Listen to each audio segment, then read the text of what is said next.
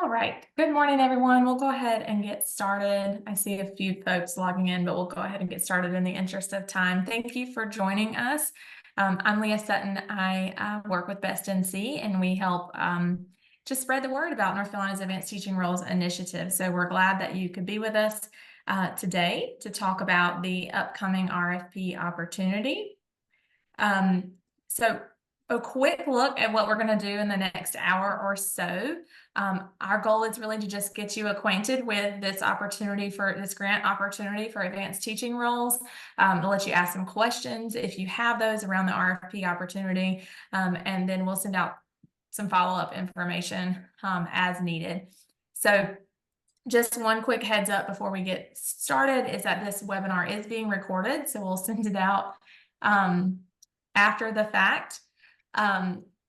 And we'll send out additional links and resources when we get done with this call. We are also having, you've seen it in your emails, we are also having another session July 9th around this RFP opportunity. We're really just an open call to ask questions once you've kind of had an opportunity to take a look at the proposal rubric and really start digging in. So for today, I'm going to give just a very quick overview of advanced teaching roles in North Carolina, what's the purpose of the initiative, so a little bit of history on it. Then I'm going to turn it over to Dr. Kim Evans at DPI, who's going to walk through the proposal rubric and what's required of districts as they think about applying for this grant opportunity. And then we're going to have time at the end for Q&A with if you have questions for Kim or if you have questions for me, you can ask those then. And then also we have two folks in districts who are leading advanced teaching roles in their own districts. And so we want to give you an opportunity to hear from a district perspective, what they were thinking about when they applied for advanced teaching roles and what they're thinking about now that they're doing it. So in that district Q&A, we have Kelly McKinnon, who's a program specialist with the Teacher Leaders Pathways program in Charlotte-Mecklenburg Schools. We also have Christy Caputo, who's a teacher leadership specialist with Cabarrus County Schools. And then possibly joining us will be Cortland Reeves, the Assistant Superintendent of Human Resources in Cabarrus County. So we're excited for the discussion. As you're listening to Kim, jot down your questions so we can have a robust conversation towards the end of the second half of the call. So I'll start with just a really quick overview for those of you who are still learning about advanced teaching roles, what it is, why it's happening in North Carolina. I'll start with that now. So the basic premise of advanced teaching roles is that the flat organizational structure in schools is really not productive. It's really not working for educators or for students. And so when you think about schools, it's very typical that everyone reports to the principal. The principal is responsible for running the building and operations and also managing, on average, about 50 people. And when you think about the kind of professional coaching and support teachers need and deserve, it's really not possible for a principal to provide that level of meaningful ongoing support for 50 people. It's also not possible for an instructional coach who also is probably trying to support all the teachers in the building to provide really embedded, meaningful, and ongoing professional support. So advanced teaching roles, the premise of this is that organizational structure of schools is outdated, and we really need to rethink how we're structuring schools. And that if we do that, it can benefit both educators and students. So the organizational structure that we typically use in schools creates several challenges. One is that experienced teachers have nowhere to move up. They have no opportunity for advancement or extending their reach unless they leave the classroom and enter administration. And I think we all know some great teachers who don't want to be principals, and we want to still give them some opportunities for advancement and to earn more. Additionally, our beginning teachers, our developing teachers do not have the kind of really embedded, strong professional support that they really need to improve their practice. This is crucial now that we're seeing more and more residency licensed teachers and alternatively prepared teachers coming into the classroom. We know that they need more support when they enter the profession than traditionally prepared candidates. And so we need to create structures that can really give that to them.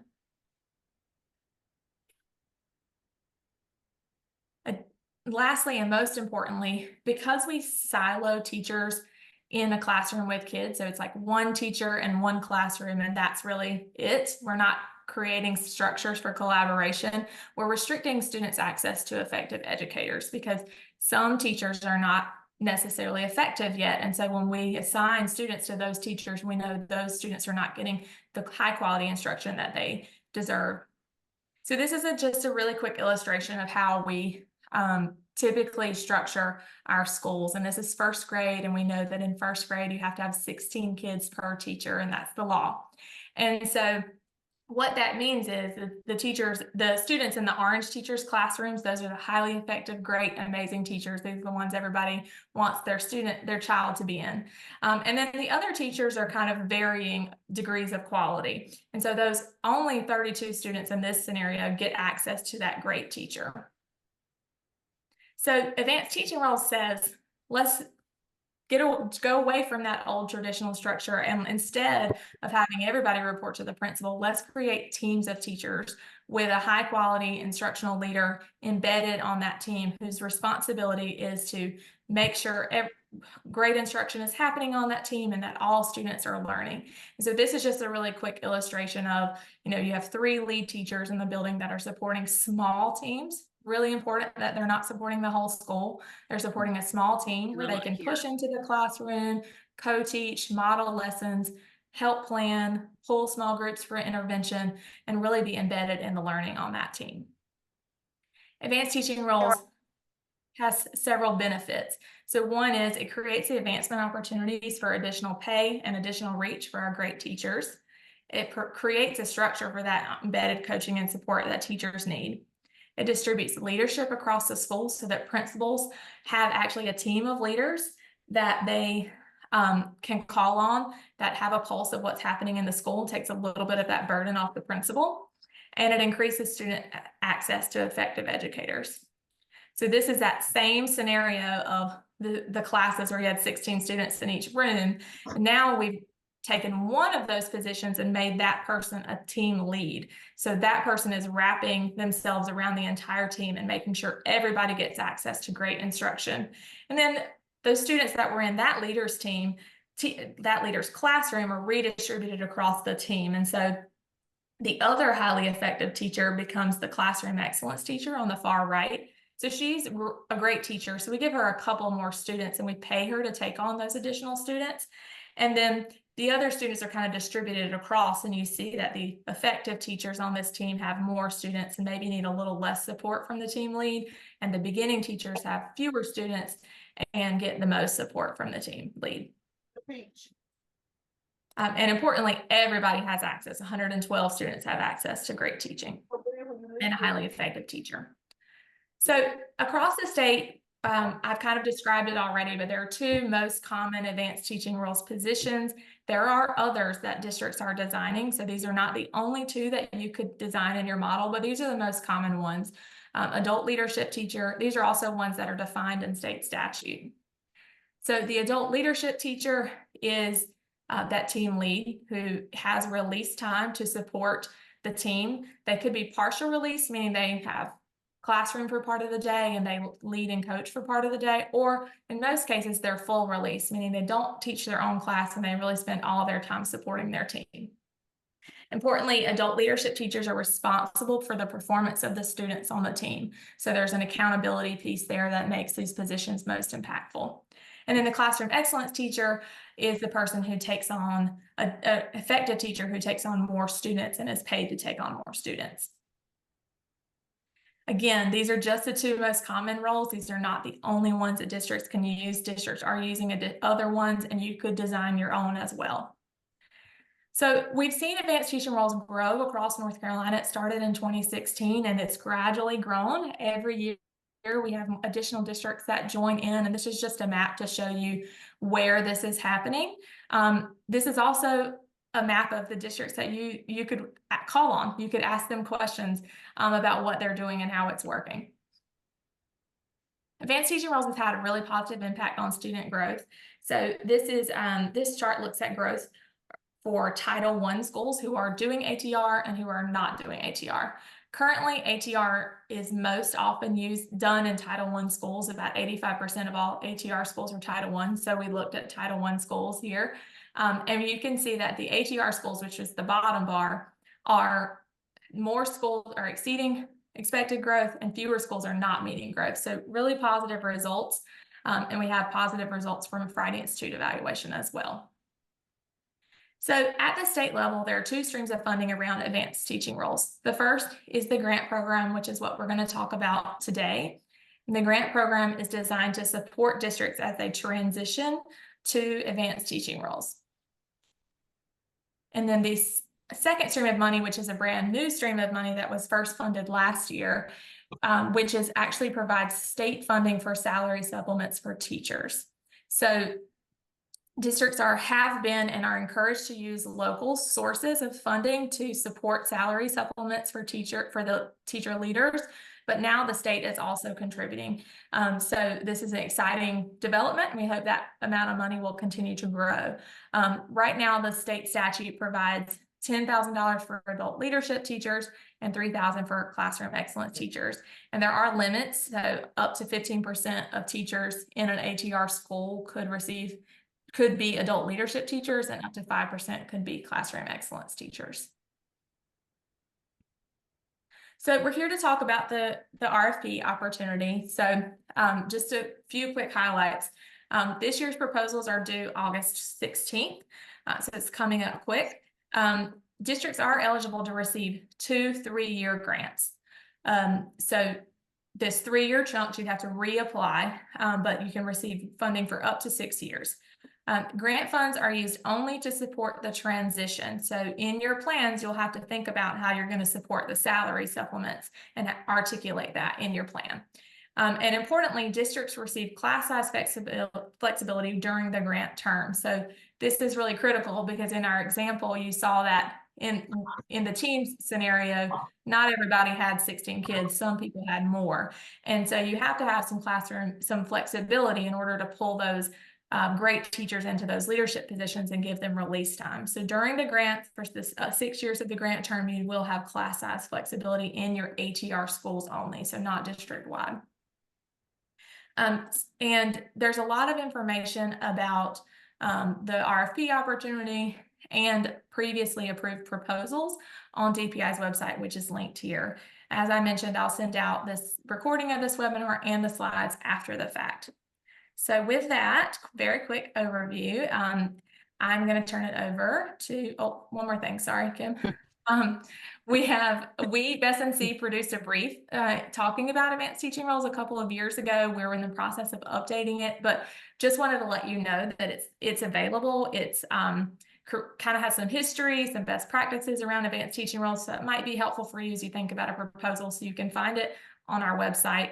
And the link is below. We also have a lot of videos and different things that might be helpful for you, so encourage you to take a look. And with that, I'm going to turn it over to Dr. Evans. Thanks, Leah. So I am Kim Evans, and I work with Educator Preparation and also PEPC, the Professional Educator Preparation and Standards Commission. So I provide support there, but also I've taken a big interest in the Advanced Teaching Roles program because I have a personal likeness to this program because I like the success, but also my own personal experience as a coach has made me grow quite an affection for this program, and I truly believe in it. So I just want to give you a little bit of history around ATR, that it started out as a pilot.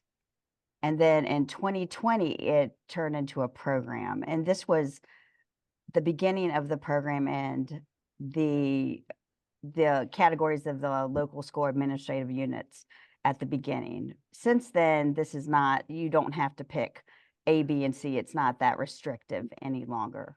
But that is how the program was introduced. And then going into the purpose of the program, so many of the highlights of the purpose Leah's already touched on, as far as the classroom flexibility, growing teacher leadership, the salary supplement piece, growing just leadership in the schools and also the district, and then the organizational changes. But I want you to notice with the purpose of the program that once we dive into the rubric, that you're going to see components of the purpose of the program divided up into the rubric itself to kind of put your own program together if this is what you want to pursue. Because this overview is to help you kind of introduce you to the rubric itself, and then also think about how you would put your own proposal together.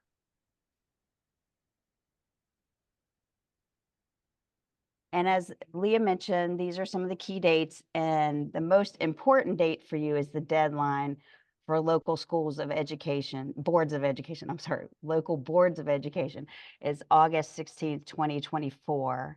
And then from there, the state board would select the local school administrative units for the program. So the grantees on December 15th, 2024. And what happens from August 16th to December 15th is there's reviewers that review the proposals for selection and they score those. And I'll explain that a little bit later. And then also DPI staff taking those scores and figuring out the score as far as who would be recommended to the state board, and putting together the funding for that.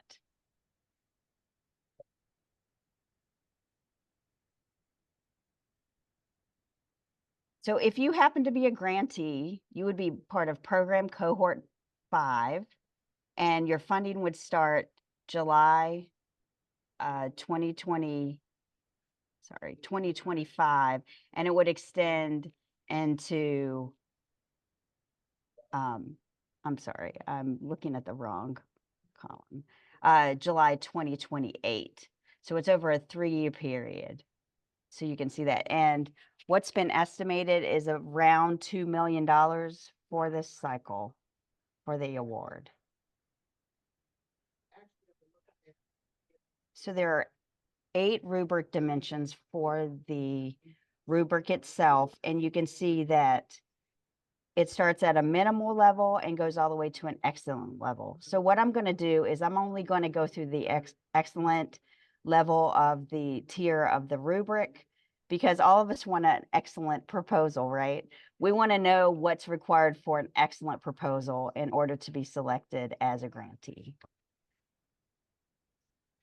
The first dimension is the plan design. And the plan design really makes you think about, what is your program going to look like? What's your framework? Think about the roles, the action steps to make your plan happen. So all the prep work, the timelines, and the theory of action. And then think about, as we go through the rubric here, I want you to think about, so this is one piece of the rubric. I want you to think about how the other piece of the rubric could affect this one piece, because they all do start intertwining and they all kind of affect each other. So it's almost like a puzzle to put your program together, to put your proposal together. So the next piece is leadership outcomes. And for leadership outcomes, we're thinking about what those outcomes would be for leadership.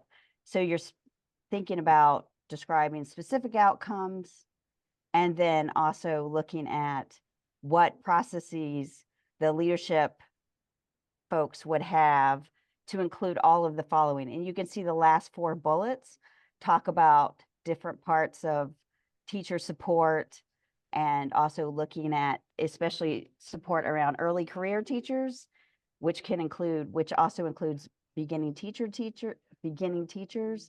And I just wanted to let you know that the state board, there has been discussion around including for next year more specifics around beginning teachers and providing that kind of support. So if you could get a step ahead thinking about how you would really hone in on beginning teacher support for this round, and this would focus on the early career teacher piece and providing that support. So support is a big piece of what the leadership outcomes would be.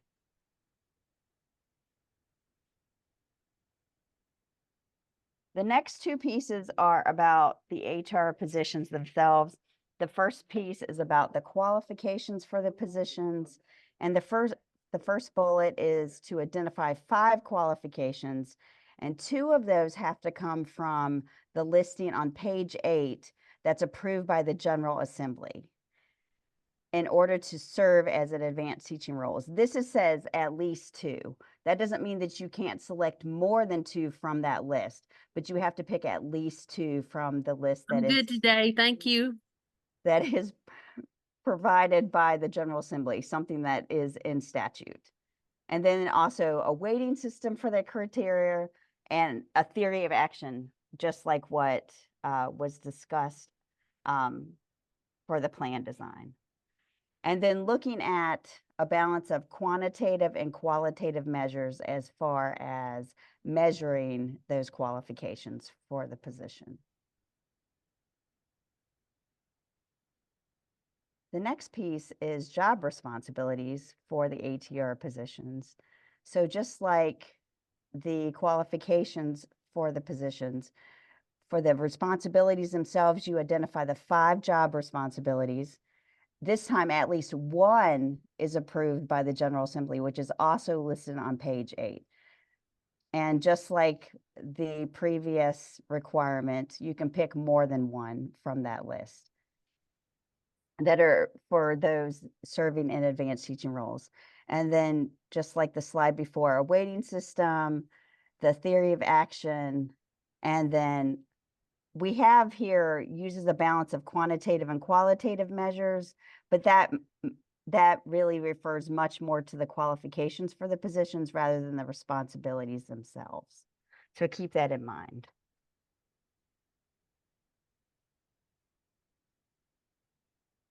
Next is a communication strategy. And when you're thinking about the communication strategy, think about how is the district going to share the program with stakeholders? And so if you read all of the bullets, it talks about different kinds of stakeholders. It could be parents, it could be teachers within the school, it could be community members. And so there needs to be a plan and design around what happens with that communication strategy, being able to articulate that. As far as identifying the specific dates and locations, what works there, if you don't have specific dates and locations, you can provide a time frame, such as like fall 2024, and then have the location, an estimated location of where you would have that be. But providing a specific date could be premature. So we want to let you know that you could provide a time frame for that requirement. And then also there would be an FAQ to really explain what's going on, because there's going to be questions that are similar across stakeholders.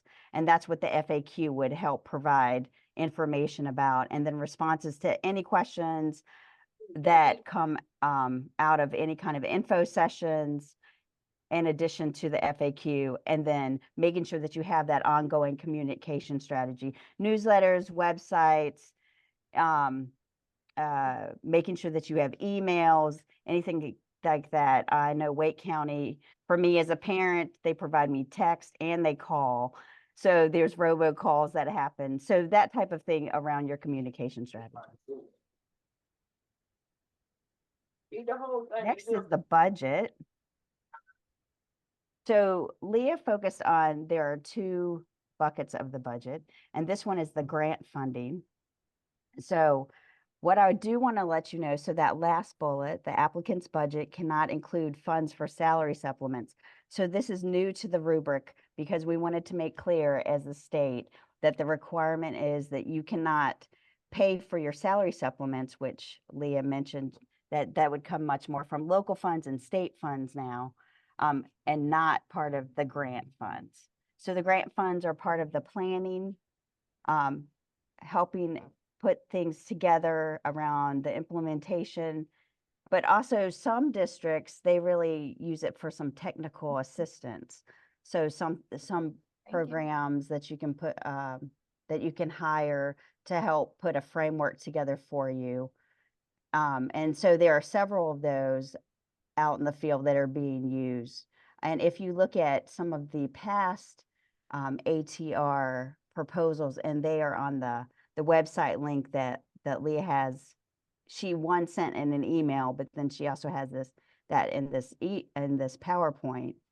You can look through some proposals and see what types of ideas they had around technical assistance. So that's an idea for the budget as well.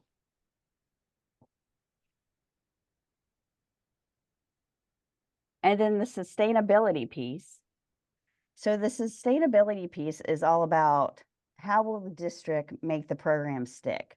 So how is it going to exist even beyond the grant funding? So you want to start strong to be able to extend it all the way through grant funding, but then also past grant funding. We want to see that you're able to sustain it and you have a plan for sustaining it.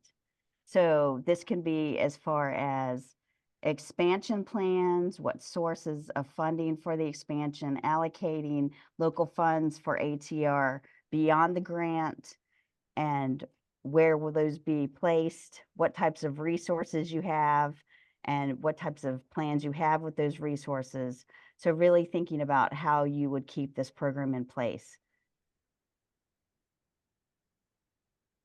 And the last piece is the outcomes and evaluation. So this is thinking about what outcomes will be established and what data will be used to demonstrate those outcomes. So you need to think about what the actual outcomes look like. So articulating those in specific terms, and you see some examples here. And I know as LEAs, you're very used to SIP plans. And so within your school improvement plan, you have this type of outcome data that you have to produce and figure out an action plan for that. It is very similar to that. And then thinking about how it ties into the LEA and also state areas of meeting those goals, and then identifying ways that the LEA that will respond to these outcomes with respect to program implementation. So making sure that all of that ties together. And then what are your timelines for those outcomes and that evaluation? And then once you have that data, what are you going to do, that evaluation data, what are you going to do for expansion, but then also possibly expansion, but also improvement to make things better as the program grows? And then I just have a couple of slides. I just want to make sure that you're aware that there's pieces about equity and diversity. So you'll see for leadership outcomes, and you saw that a little bit earlier, it really focuses on making sure that all students have access to a highly effective teacher.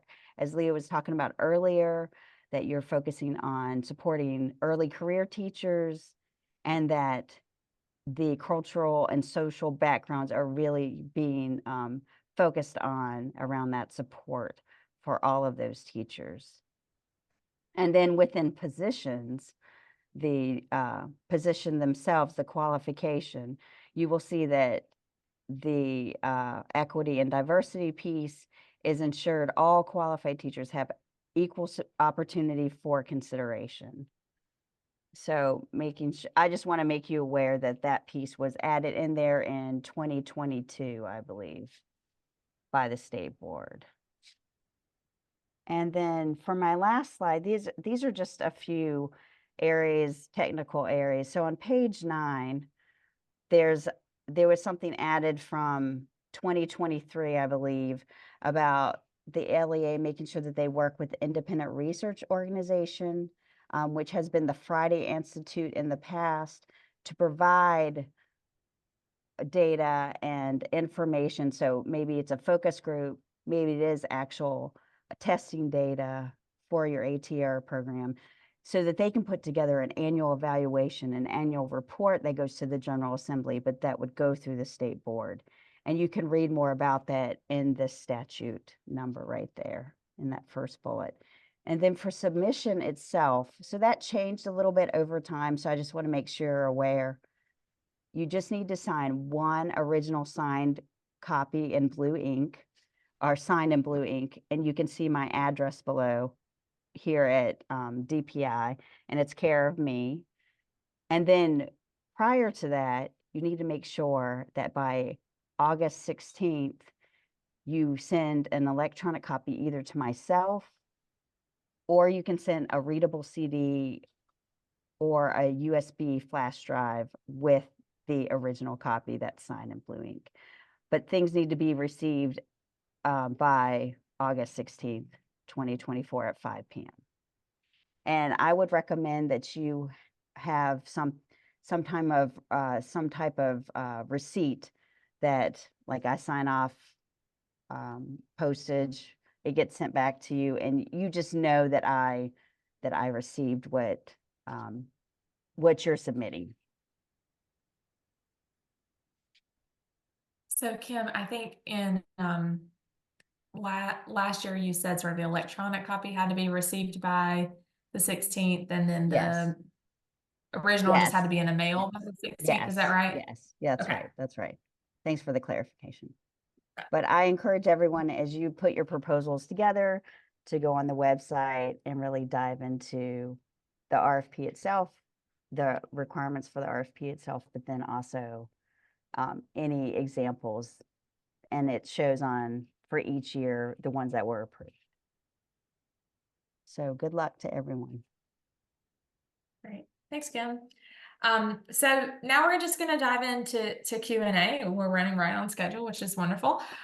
So we have about roughly 30 minutes to talk and to answer your questions on the RFP opportunity. So joining us, Kim and I are available to answer questions, and then joining us, we have Kelly McKinnon, Christy Caputo, and I did see Cortland join us as well. So we have, just for a little context, Charlotte Mecklenburg schools have been doing advanced teaching roles for about a decade. They were actually doing it before the state grant program was created in 2016. So we have a district that's like very seasoned in advanced teaching roles that can share some thoughts and lessons learned. And also why they've stuck with it for such a long time. And then we also have Cabarrus County, which just received their grant last year. So they are just getting started, although they were dabbling with it a few years ago as well. But they're just getting started with implementation. And so it's sort of two different perspectives that we wanted to bring to you. Obviously, Cabarrus just did a proposal, so it's fresher for them, and so want to invite them to join into the conversation. And I will start with Kelly. So I have a couple of questions that I'm going to ask, and then I'd love to just open it up for you also. If you would like to put questions in the chat, you're welcome to do that. Or when we're done with these opening questions, if you want to come off mute and just ask questions, please feel free to do so. So Kelly, I'll start with you.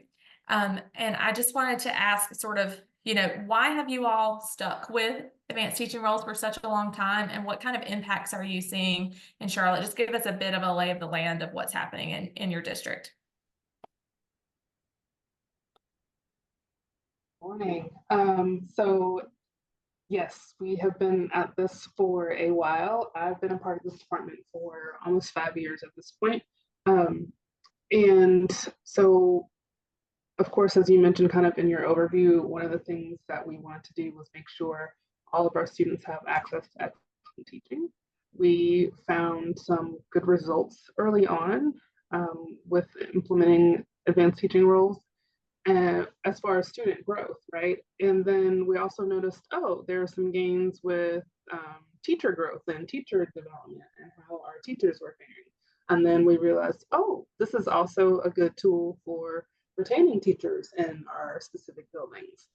And it's also a good tool for asking people to come to our specific schools that we're implementing this. So it has turned out to be a very effective recruitment and retention tool, as well as, when implemented with fidelity and done correctly, showing some really good gains for our students, growth-wise and in their academic careers. So it's a multifaceted thing, but it's definitely a plus that we've seen all around. Right. And one thing I'll point out about your district is that ATR is now sort of been in place across multiple superintendents, and you're almost district-wide, like you're poised to go district-wide, right? Which is a lot of schools in Charlotte. How many schools do you guys have? 186 schools, and for the 24-25 school year, we'll be in 147. Yeah.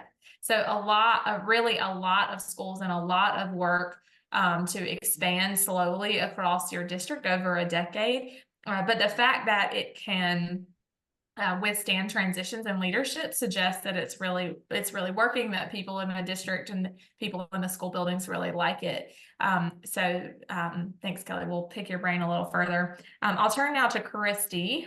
So Christy is helping lead Caveris's ATR project. And you guys just were awarded a grant last year. So talk to me a little bit about why you were interested in this program and what you're hoping to accomplish. You're just getting started with schools in the fall, right? Yes, we're just getting started with this in the fall. We officially launched the ATR program late winter, early spring.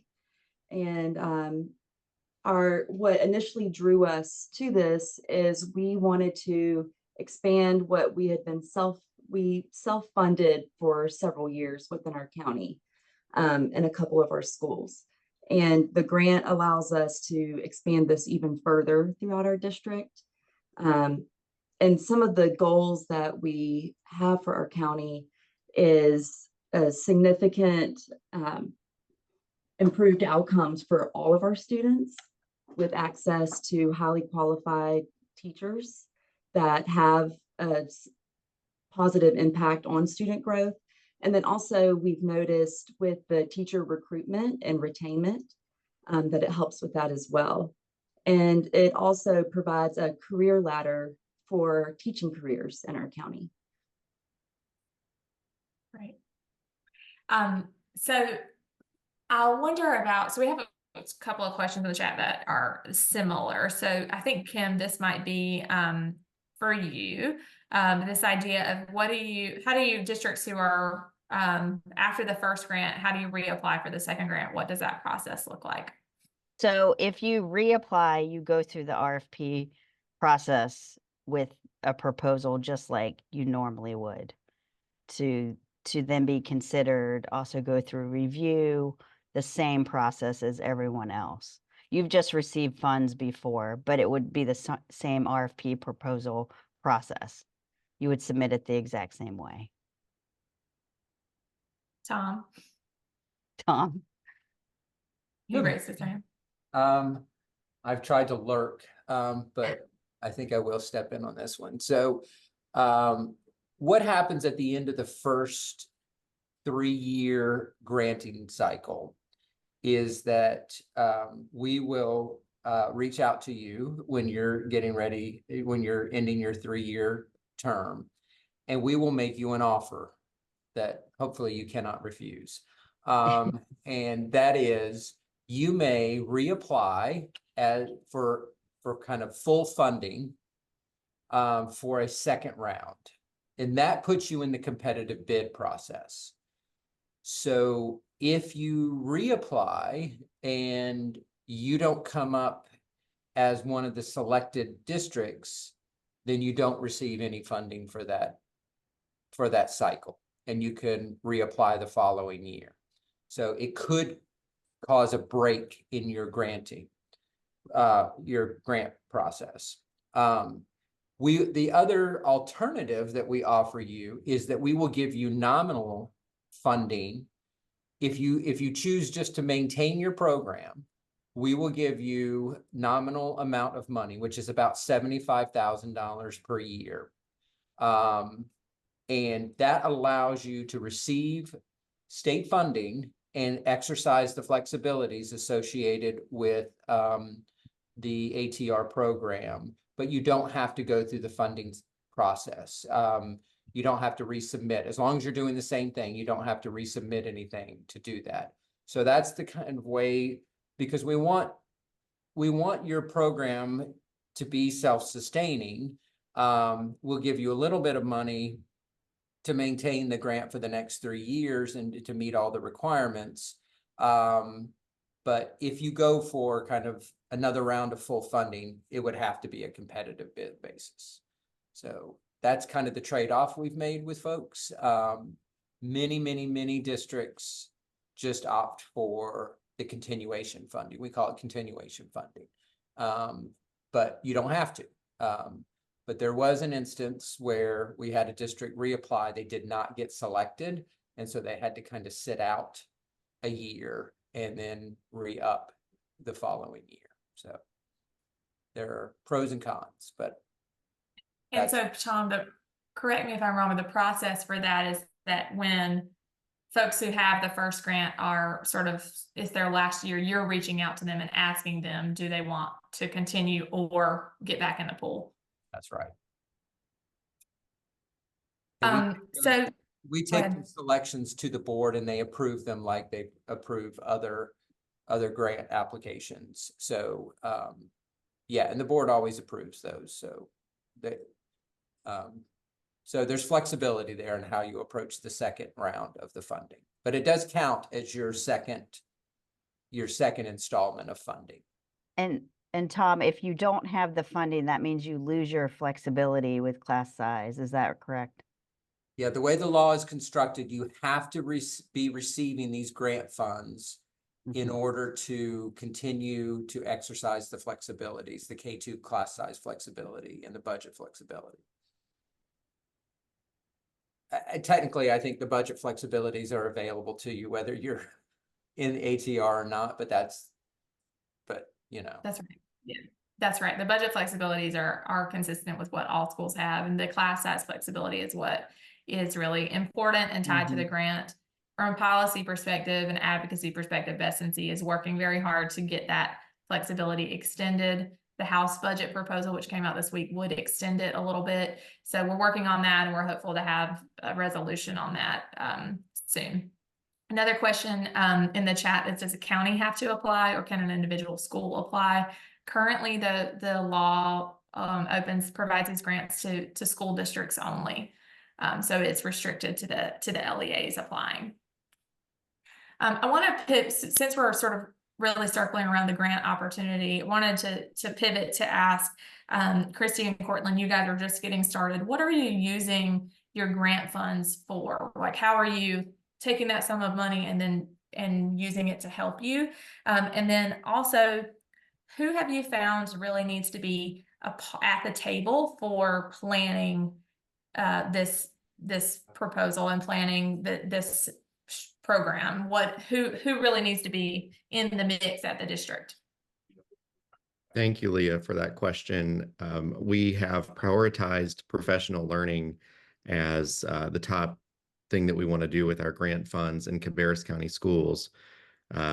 For instance, it was important to us that our teacher leaders moving into advanced teaching roles receive training around coaching other adults. Many of these folks have been in classroom teacher roles for quite some time, and we know that that's a huge jump to go from leading children to leading adults. And so we wanted to support that transition in their career and provide them with extensive coaching training. And we've partnered with Queen's University of Charlotte to do much of that work. In addition, we wanted to support the curriculum and instruction side of this work with our teacher leaders in advanced teaching roles.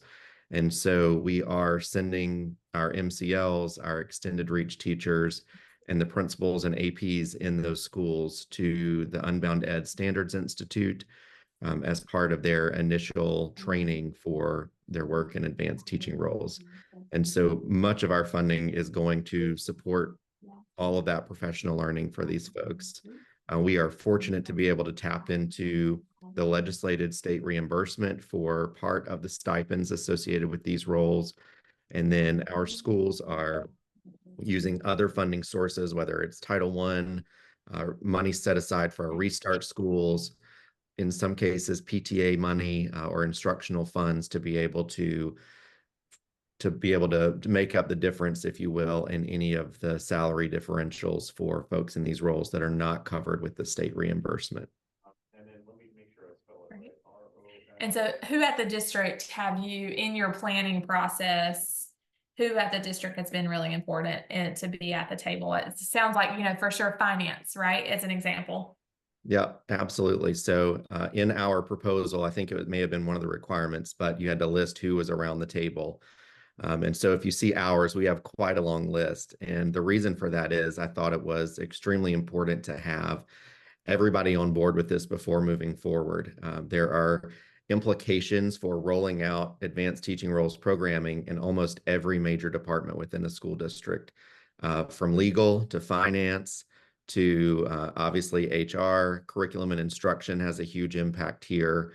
It was important to get principal voice around the table, principal supervisor voice around the table. It was important to even get technology at the table to discuss this. Accountability played a huge role in our thinking about the criteria related to eligibility for the different roles and the different levels within the roles, and how we were going to utilize data that we had access to, from benchmark data to EVOS results to end of year achievement results for these educators to determine their eligibility. So a lot of these folks in Cabarrus County schools were new to this idea and this concept of advanced teaching roles, but we were also fortunate to have some folks in Cabarrus County schools who had either been principals or in different roles in other districts that had implemented this. I have only been in Cabarrus County schools for about 11 months. I came from Charlotte-Mecklenburg schools, where I was an educator there for 13 years. I implemented advanced teaching roles there as a principal and a school leader at elementary, middle, and high. In fact, hey, K-Mac, Kelly McKinnon was my dean of students at the elementary school where we rolled out advanced teaching roles. And so bringing that experience over and lessons learned from that rollout was helpful. But we also had our chief academic officer in Cabarrus County Schools used to be a principal in CMS where they rolled out ATR. Our assistant superintendent of CNI, same thing. And so those voices of experience helped us to craft what it was we wanted to do as a district. Awesome. I did not know that that CMS connection, so happy to learn that. It has a question in the chat, and actually something from Dr. Wood in Wilkes County, and something that I was thinking about as well, asking you all is sort of, how do you think about which schools, and I'll pitch this to you, Kelly, like which schools are ready? Like, what are you looking for to ensure that, to like identify a school that's ready? How slowly, like we at Best NC sort of say, like, you know, start with a smaller number of schools so that you can really have your arms around it before you expand. But talk a little bit about like what schools, how many is a good number to bite off, because this is something you have to articulate in your proposal. And then I think typically districts, Dr. Wood, start with elementary school, but I know Cabarrus is starting with a mix of levels, and so I can ask them to speak to that too. But Kelly, talk a little bit about how you pick schools and how many schools is sort of a reasonable amount to start with. Right. So when we started in CMS, there were 4 schools before we got the first grant. And then with the grant, we added an additional 4 and then 6. So for the first few years of the program, it was 4, maybe 6 schools per year. There was one year where we only onboarded 2 schools. And at that point, the process really involved the principal submitting an application for their school, the department reviewing it. We reached out to the principal supervisor, the learning community level. So the learning community executive director, learning community superintendent also had to sign off on it. We considered things like what other initiatives was the school implementing, how long the principal had been at the school, what, you know, a bunch of different factors. Were there changes in the district or changes in that particular learning community that would make it difficult to onboard the principal and the ED, like to get everybody up to speed. So really working to make sure we had some criteria that were fair, because we want people to be able to access this program, this model, but we also want people to be committed to it. So going through that application process and then making sure they complete the full onboarding. Sometimes we get to the onboarding process and we're like, okay, this might need to be on hold for next year. Maybe you guys aren't ready. Either a principal is brand new to CMS, or there's some sort of leadership change either in the school or in their learning community that makes it difficult to go through with that. At this point, though, now that we're so far in, it's kind of compulsory. We add as many schools as we can successfully onboard. So this year we onboarded 27 schools. We also have a staff of 10 in our teacher leadership department now. So previously, when there were 4 of us, 3 of us, 2 of us, 6, 8, maybe 10 at the max. There was one year where we did 10, and that was a stretch for us just to be able to implement it well and onboard everybody well. So it really kind of varies, but definitely starting small and working your way through, because as you go through the process, it will continually change. You're like, that didn't work so great last time. Let's do it this way the next time. Yeah. So I'm hearing you, Kelly, say, leadership matters, right? The willingness of the principal to try something new, I think is really important. I'm hearing you say the district needs to have the capacity to support schools as they're transitioning to ATR. So that in Charlotte's case is now full-time staff that are devoted to advanced teaching roles. And in some cases early on, it might be that you're using your grant funds to hire outside support that can support the transition. So districts are using grant funds for that purpose, but sort of starting with a small cohort of where you have a willing leader. I'd also say, Dr. Wood, that we tend to see that districts are starting in the schools that really need the most dramatic change, right? We see, Guilford, for example, was doing ATR specifically in Restart schools, partly because of the flexibility Restart schools have, but partly because they really need talent help in those schools. And one thing that ATR is really good for is if you create a high-paying leadership position in a high-need school, it can help attract talent to that school that you couldn't get there before. So that's a way to really leverage ATR to redistribute your talent across this district and really get it to a place maybe that you couldn't attract those types of teachers before. So from Nicole in Nash County, can either of you all discuss the role of your teacher leadership department at the district? Sort of how does the district support the schools? So Christy and Cortland, I'll pitch that to you all as you're just getting started. And what is the district doing to support the schools in implementation? So I'll start and then Christy can pick it up. Going back to the question before, and I'll make a connection between the two, but if I can be candid, I think what I thought was going to be our selection process for schools and what is actually written in our grant proposal, when the rubber met the road, I think it took on some wings and maybe looked a little bit different. Tom and I had a good conversation about that ability to kind of say, okay, now that we're in this, it actually needs to look like this. And so Christy and I led what I would say was a very rigorous selection process for the schools. We have 45 schools in Cabarrus County, and many of them were very interested in doing this, but rolling it out countywide to start is just impossible, especially when Christy is really our only staff member who's solely dedicated to this work. So we did a request for proposals of our own with the schools that they had to complete. And if I remember correctly, Christy, it was 7 parts. And then we had a cross-functional team of district leaders who scored those submissions with rubrics and gave feedback to principals. It was actually 2 different rounds. So we took the first set, we narrowed it down, and then they had to add on to their proposal and get a little bit deeper. But we were looking for things like, as Kelly mentioned, leadership stability, the capacity of the principal to be able to lead this kind of work.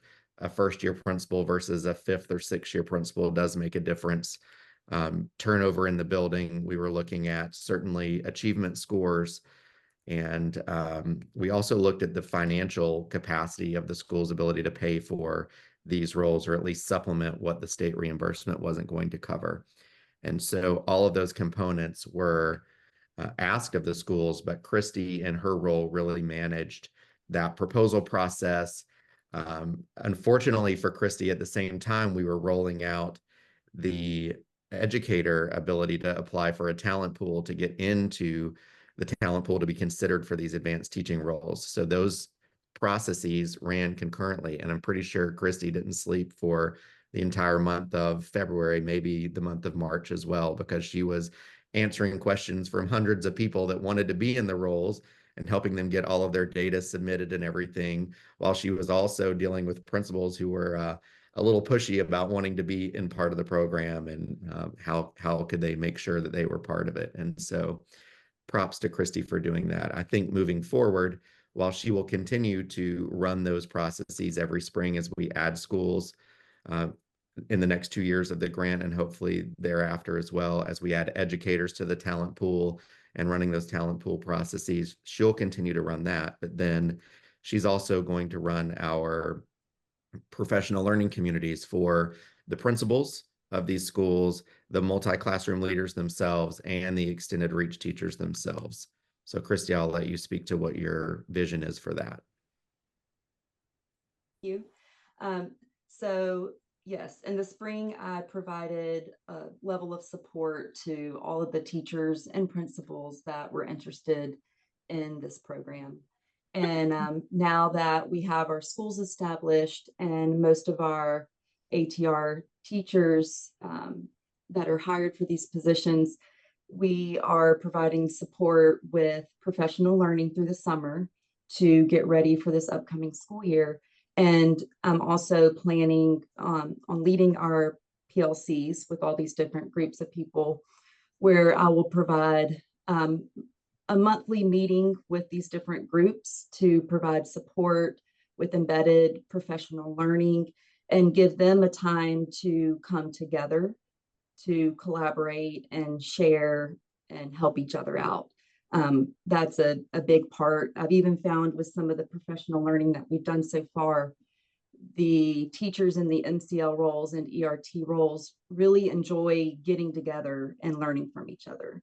So we will maintain that through the school year with our PLCs. Yeah, we hear that as well, that even after sort of the initial training of these folks, you're screening people to be in these leadership roles, and then you're training them that, that's really important that they're trained in these roles. Most excellent teachers don't have training and coaching, so they need that training in leading other adults.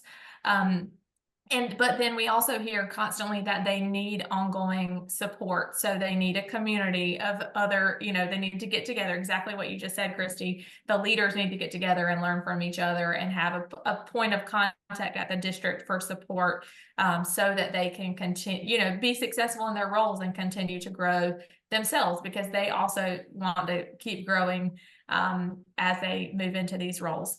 So we're right at time. So I want to thank everyone for their questions and for this discussion. Really grateful to Cortland, Christy, Kelly, and Kim for being a part of this call. As we wrap up, I will just remind you of the dates for the proposal. Proposals are due August 16th to Kim based on the information that she provided earlier, and selection it will be in December. And if there are questions that you didn't get asked, or as you dig into the proposal, if you have, other questions will come up, I'm sure. One thing we didn't talk a ton about today was the criteria that districts are using to select their ATR teachers. So there's more to unpack. And we hope you will join us on July 9th to continue the conversation. Dr. Tom Tomberlin will be with us to answer questions. We'll have a couple of districts participating in that call. It's at 10 o'clock, and you can register. If you haven't already registered, but you'd like to join us, you can scan the QR code on your screen to join us, and we'll send out the Zoom information for that closer to the date. But I'm going to continue the conversation so that you all can have all your questions answered and be prepared to submit a really great proposal in August. So this is here, and I will just leave it up and say thanks to everyone for being a part of the call. I will send out follow-up information, the recording, as well as slides from today as soon as possible after this call. And just want to thank you all, and hope everybody has a great rest of your day.